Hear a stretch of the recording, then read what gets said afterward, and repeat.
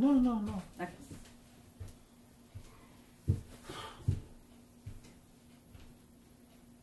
OK. Bonjour tout le monde. Bienvenue au Carrefour de l'Évangile. Je m'appelle Gengis Coutou et voici... Anne Coutou. C'est ma femme. Et puis, ça nous fait plaisir aujourd'hui de pouvoir partager ensemble ce que Dieu nous a dit par rapport au passage qu'on va voir aujourd'hui. On va être dans Jacques, chapitre 3, versets 1 à 12. Est-ce qu'on commence avec la prière, chérie? Oui, bien sûr. Vas-y. Seigneur...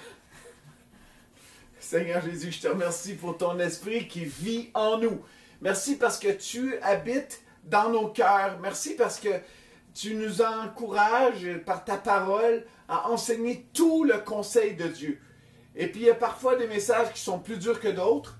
Et puis Seigneur, je te demande de nous donner de la sagesse ce matin afin qu'on puisse vraiment enseigner ce que toi tu veux nous enseigner à travers ton frère Jacques qui a écrit ces paroles en ton nom.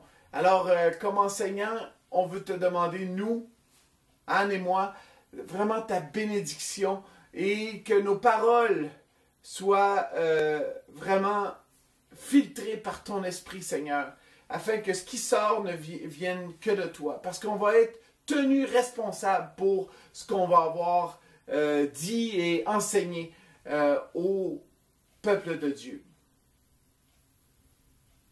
Je te prie dans la puissance de ton nom, Jésus. Amen. Amen. On commence avec la lecture de la lettre de Jacques.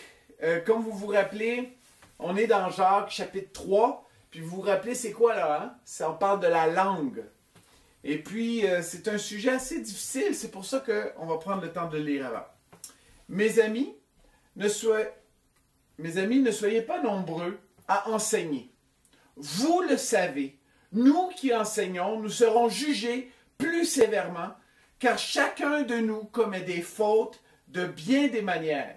Celui qui ne commet jamais de faute dans ses paroles est un homme parvenu à l'état d'adulte, capable de maîtriser aussi son corps tout entier.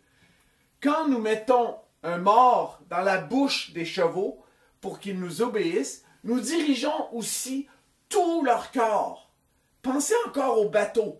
Même s'il s'agit de grands navires et s'ils sont poussés par des vents violents, il suffit d'un tout petit gouvernail pour les diriger au gré du pilote. Il en va de même pour la langue. C'est un petit organe, mais elle se vante de grandes choses. Ne suffit-il pas d'un petit feu pour incendier une vaste forêt? La langue aussi est un feu. C'est tout un monde de mal. Elle est là, parmi les autres organes du corps, et contamine notre être entier. Allumée au feu de l'enfer, elle enflamme toute notre existence. L'homme est capable de dompter toutes sortes de bêtes sauvages, d'animaux, comme les oiseaux, des reptiles et d'animaux marins. Et il les a effectivement domptés.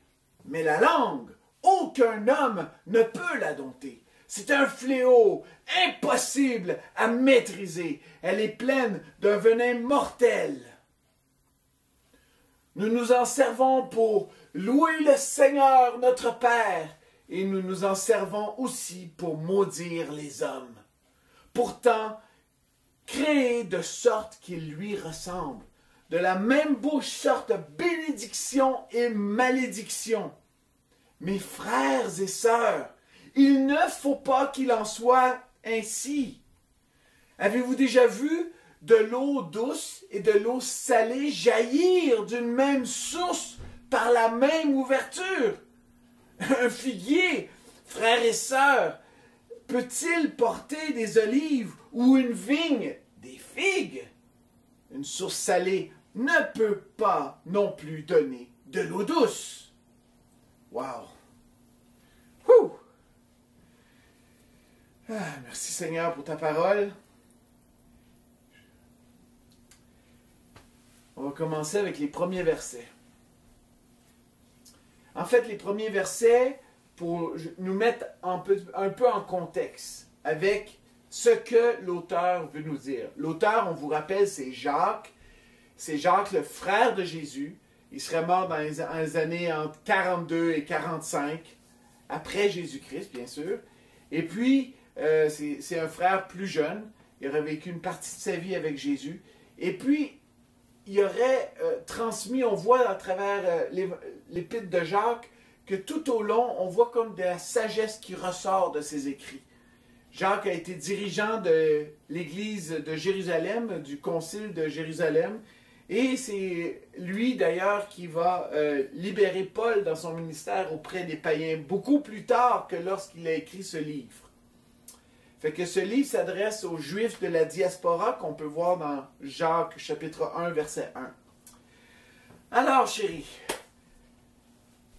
ça parle de quoi, tu penses? Mais bon, ça parle d'enseignement. Et